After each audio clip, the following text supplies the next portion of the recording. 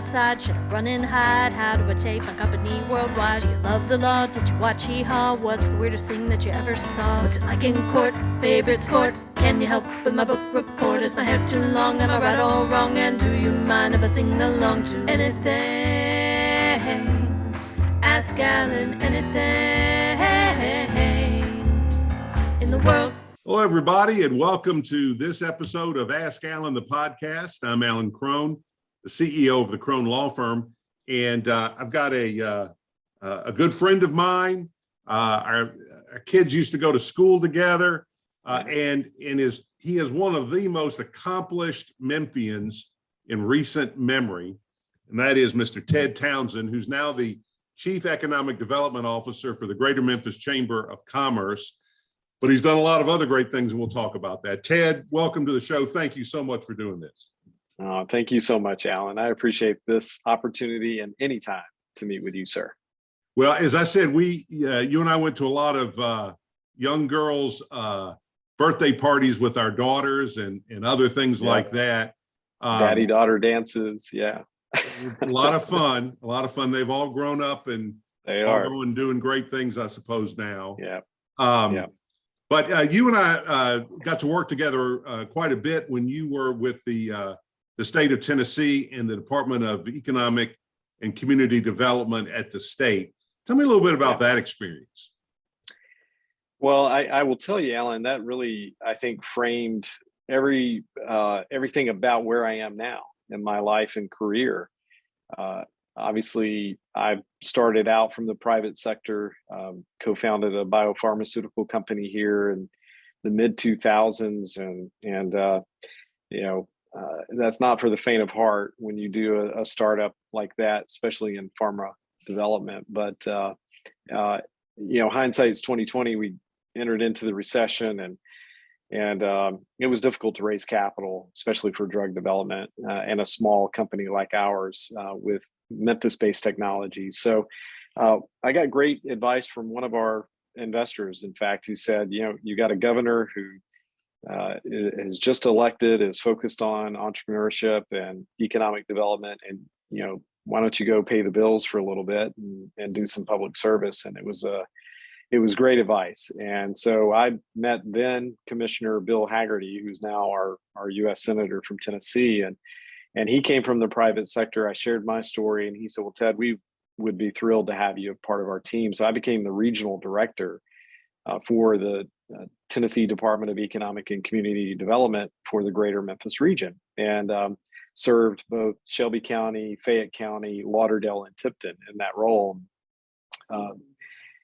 Was blessed with opportunities to become Assistant Commissioner of Strategy. So everything outside of business development that we did, I had domain over, and learned a lot about the breadth and reach of that department and how we served citizens and businesses and communities across the state. I just fell in love with the work. I saw the impact that it could have, how we could exact change more readily, and this is government, right? But we could actually turn the ship and make a difference. Every economic development announcement comes with jobs and capital investment, right? And those jobs don't matter unless we fill them with people, and our citizens deserve those opportunities. So unlocking that potential was so attractive to me, and then marrying that with the private sector lens that both Governor Haslam brought to public service, Bill Hagerty brought to public service. I eventually became his chief of staff, and then deputy commissioner, and Randy Boyd came in, and obviously successful in the private sector in his own right, and made me chief operating officer as well as deputy commissioner. So I had day-to-day oversight of the department and its budget, and it was an incredible experience. And I commuted to Nashville every week, Monday through Friday. I remained a Memphian, and that was important because Memphis is in my heart. And I wanted to always turn heads west when walking around the Capitol and the legislature, and showing them the importance of Memphis to our state's economy. So that's how I got into that work. And I've remained in it, and very passionate about bringing everything I learned at the state level here locally to Memphis. Tell us, if you would, what's the state's role in economic development? A lot of people listening, they hear about governors creating jobs or economic development, but the state has a role, and then the localities have a role. What specifically is the state's role in economic development? Yeah, so that's a great question, and the governors that I have heard from, they say, look, it's not the state's role to create jobs; it's the state's role to create an environment so that capital can be put to risk and mitigate as much of that risk as possible. And it's only when a governmental partner like the state of Tennessee comes into these highly complex financial transactions, at the end of the day, that's what they are. And these businesses are looking at operation cost and talent. Those are the two leading drivers. And they want to know that they have a partner in the state that understands that these are transactions and can have those relationships with the C-suite and give that confidence that we're going to do everything we can from all aspects of your operation, whether it's regulatory, policy, infrastructure, training, you name it. We're going to create the scaffold, if you will, for you to place that investment here, create those jobs here, and get that return on investment. And I've heard Bobby Roth, who's now commissioner of the department, say this often, that the state gets these leads from businesses and they curate them to the point where those companies are now looking at a municipality, a location, and basically it's up to the locals to close these deals. It's not up to the state. These companies have to envision themselves and their employees and their employees' families in this community and know that they will be supported. So like with Blue Oval City and Ford, the state, TVA, the Jackson Chamber, the Memphis Chamber, HTL Advantage, which is a rural regional economic development organization, we all came together and it was great teamwork, but even they all recognized that it came down to the locals to really seal that deal and make it a reality. So that's typically the roles. There are variables, obviously, in all of these, but we're thrilled to play our part in that. What does the state look at when determining if a particular deal is a good return on investment for the state? Yeah, so obviously the state focuses on an industry traded cluster strategy. And what that essentially means is recruiting businesses within industry sectors that are inherently strong in our state. You can't change geography. And I remember Mayor Wharton saying that all the time. And Memphis is very blessed with where we're placed, geographically speaking. But I would say that that's essentially what they're focused on, making sure that they're playing off of these inherently strong sectors, cultivating those relationships, working with site selection consultants as well, and filling that pipeline up. That's typically the strategies that we look at. And then you focus on the strength of our infrastructure, the modalities of transportation that we have here. So that's typically the state's role, and we align our clusters as closely as we can with the state so that we can leverage off of the strength of resources. Well, I know that during the Strickland administration's first term, you and the various commissioners that you worked with were very instrumental in helping us keep St. Jude and at the time Service Master, now Terminex, number of opportunities to keep significant commerce here. And I know that Mayor Strickland appreciated it. Well, and leadership matters. And I've had experiences all across the state with mayor's offices, some unfortunately not realizing the importance of economic development. Mayor Strickland has, and we've been very lucky to have someone like that who approaches these opportunities and understands the impact that they have, not just the business attraction, but understanding the importance of the existing companies that are here and the necessity to serve them and to continually improve our competitive positioning.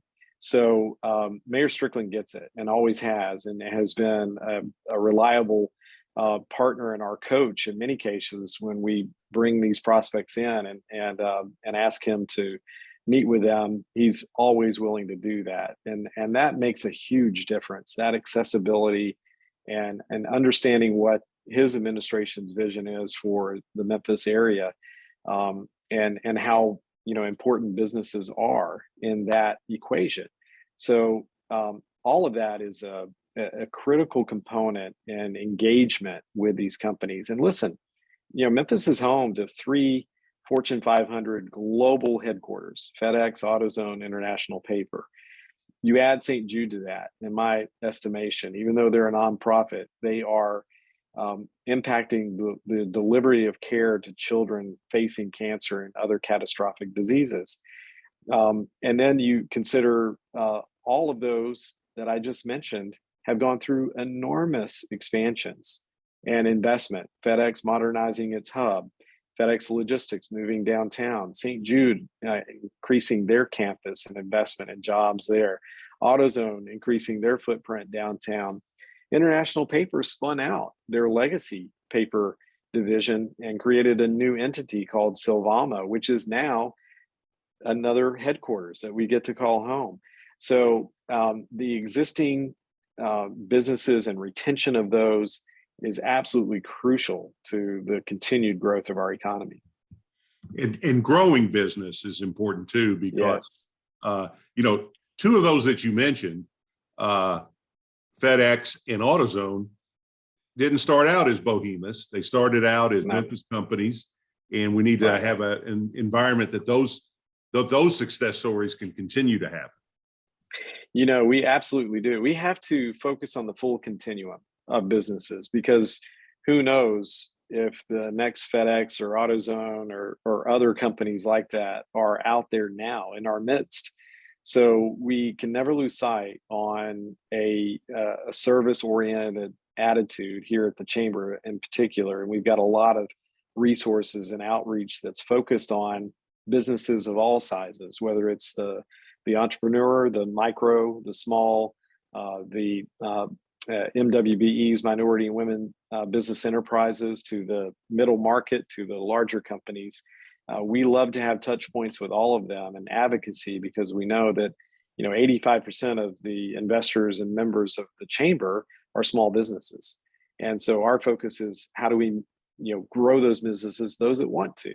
But we have an incredible entrepreneurial legacy here in Memphis. You mentioned two, led by visionaries and captains of industry, but we also introduced the modern supermarket with Clarence Saunders and Piggly Wiggly. We also introduced roadside hotels and motels for families that were beginning to explore the United States as the interstate system expanded, with Mr. Wilson creating Holiday Inn. So we have a proven environment of support and nurturing and curating of these businesses, and I expect that to continue. And don't forget Shearing Plow. Oh my gosh, yeah. I mean, the list is almost exhaustive. It's incredible the number of examples that we have here. I think Memphis has more than its share of great entrepreneurial stories and great entrepreneurs, and there must be something in that Memphis water. Oh, we have great, pure, clean Memphis water. Was it 90 trillion gallons of it with the aquifer, and that's one of the assets and strengths that we market to companies, in particular those that are in food and beverage production and manufacturing, healthcare. It's all critical to that precious resource that we have here. Now, between the State Department of Economic and Community Development and the Memphis Chamber, you worked at my alma mater, the University of Memphis, in a similar position, business, economic, chief of economic development. What is a college need a chief economic development officer.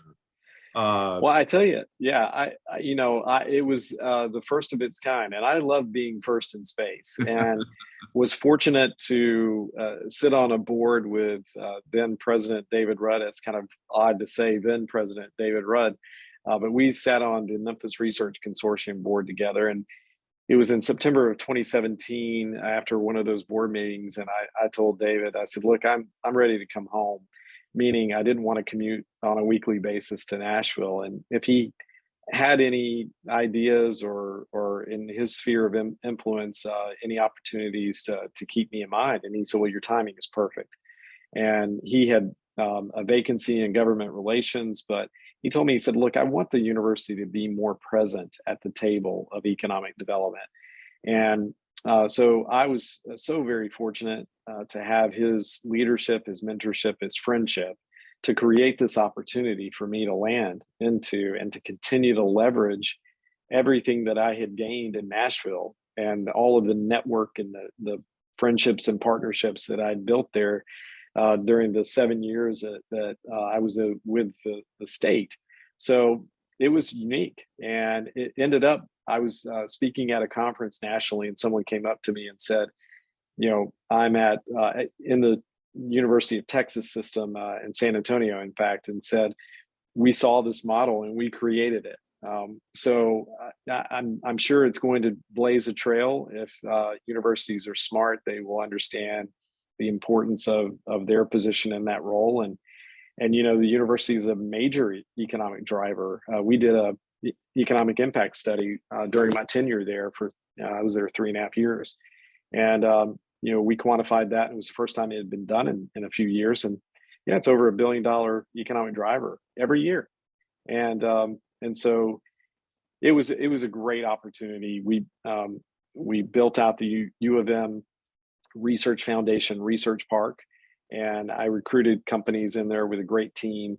And we, in fact, will be announcing another one just here in a couple of weeks. It's a Seattle-based tech company who's locating an operation right there on campus, which is great for our students.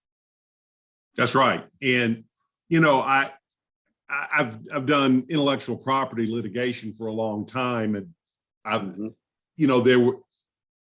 there are universities that get it, and then there are universities that just kind of let all that research that happens on their campus just let it play. And University of Memphis, really under your leadership and Dr. Rudd's leadership, really has gotten a handle on that and is focusing it. Can you talk a little bit about that?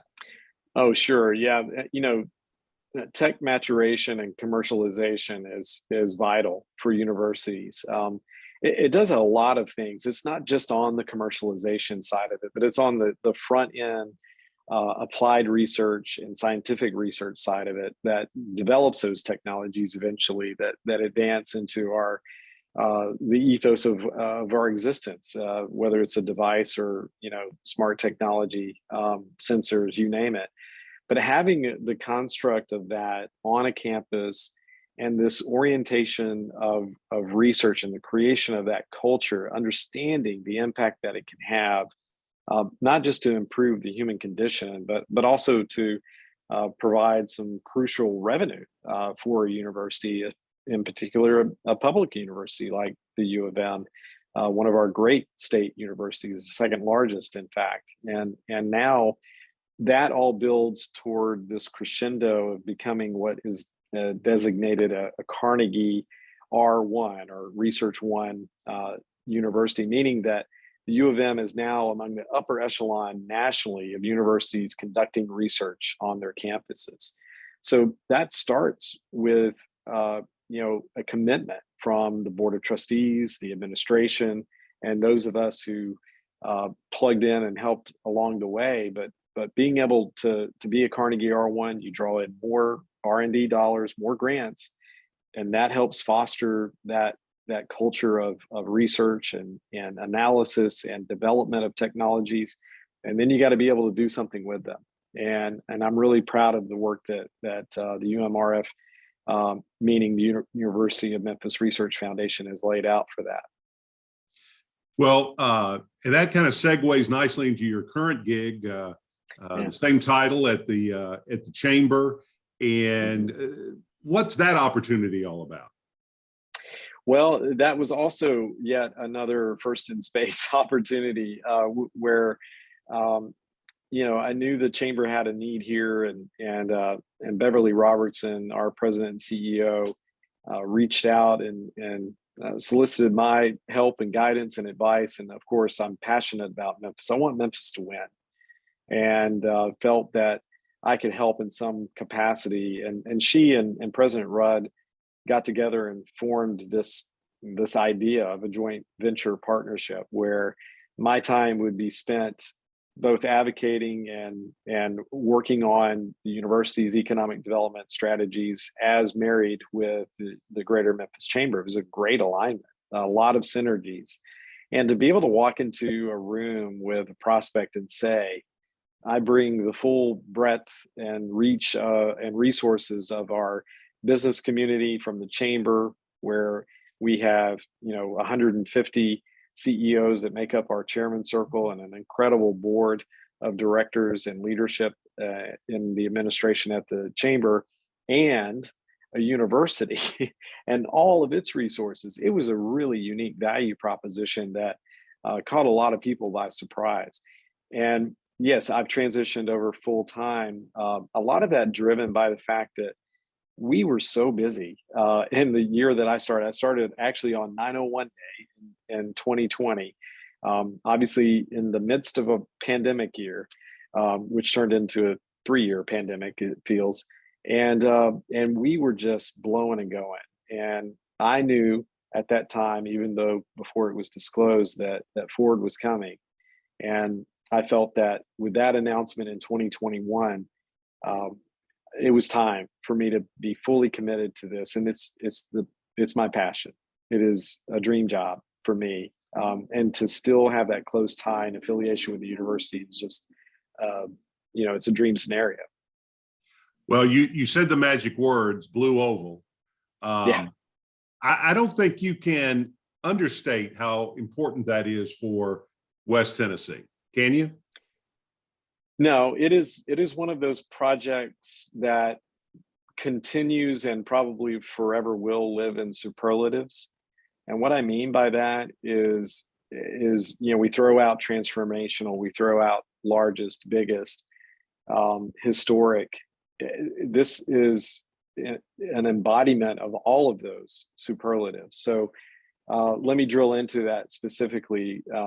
When Bill Ford was here in Memphis at Shelby Farms Park, they picked that location intentionally because they wanted to show that they see this associated very closely with Memphis. But he stood up there on stage and said, this represents the largest investment that Ford Motor Company has ever made in its entire history. That's where you get that wow factor. This is the first investment that they've made in what's called a greenfield, literally greenfield, flat, ready to go. In 50 years, they've not done something like this. And this will be the most technologically advanced facility that they've ever built. A closed loop system, fully vertically integrated. Batteries will be made on site with SK Innovation, the Korean joint venture partner. Ford will be assembling the F-150 Lightning, all electric, and then there'll be recycling as well. So the facility, when it's operational in 2025, will be carbon neutral by the time the doors open. Wow. So when we talk about generational change, transformational change, that's represented in the fact that they're willing to commit nearly $6 billion in capital investment, their own capital, into our communities there in Haywood, Fayette County, and Shelby County is going to be impacted, obviously. All 21 counties of West Tennessee will feel the ripple of this. But to create nearly 6,000 new jobs in our economy, innovation jobs that are based on this digital architecture that is mind-blowing.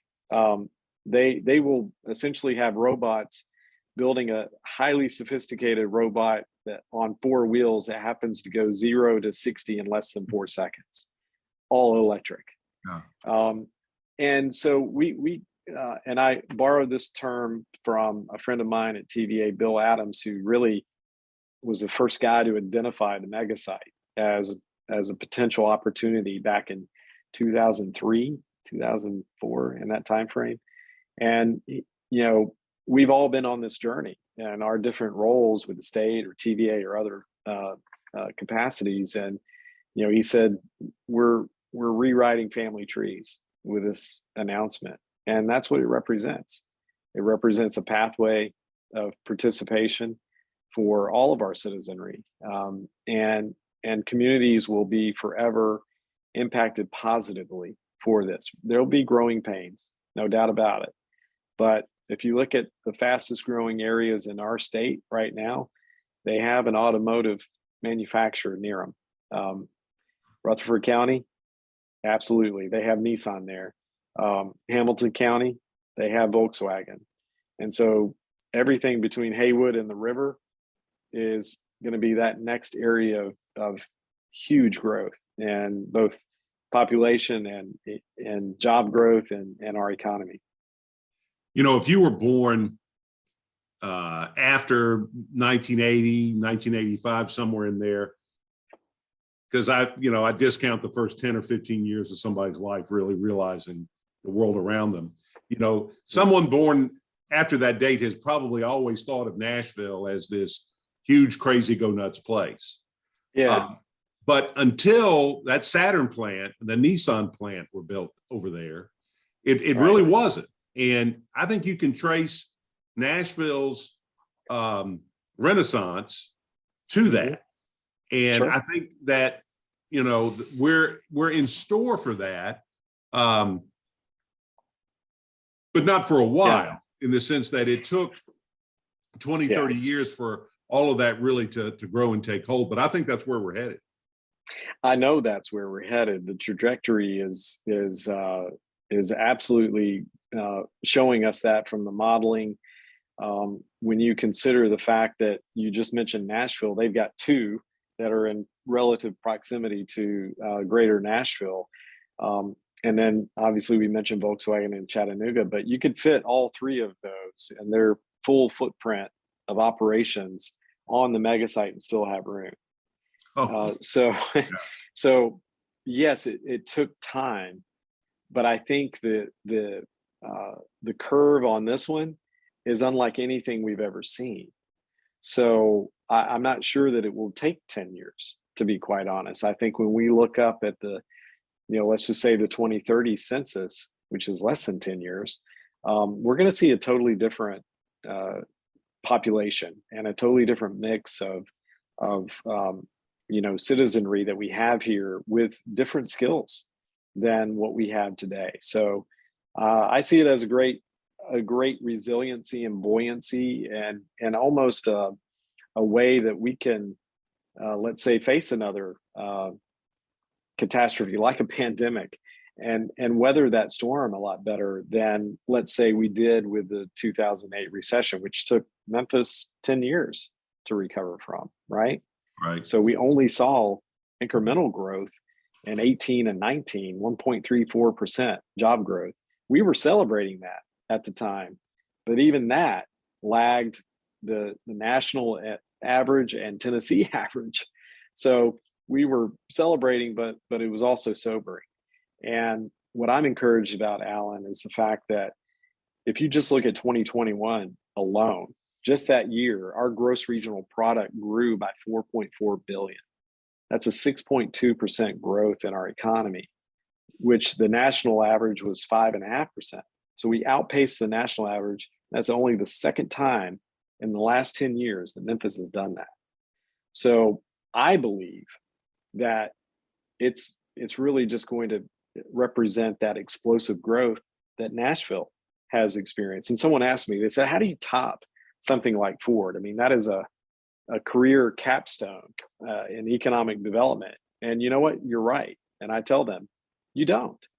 But I'm going to continue to hunt for globally iconic brands to call this region their home, whether it's their headquarters, whether it's their manufacturing facility, whether it's their supply chain and logistics operations. we're not letting up off the pedal because we have a tremendous wave of momentum. All right. Well, we got a little bit of time left. What's going on in Memphis, maybe on a smaller scale that you think is exciting? Man, smaller scale, a different scale. I will say I'll highlight the fact that the Chamber, along with the University of Memphis, StartCo, and Epicenter, are partners in the Economic Development Administration's Build Back Better grant challenge. We are one of the 60 finalists nationally. So we were proud to be Tennessee's only representative in this group.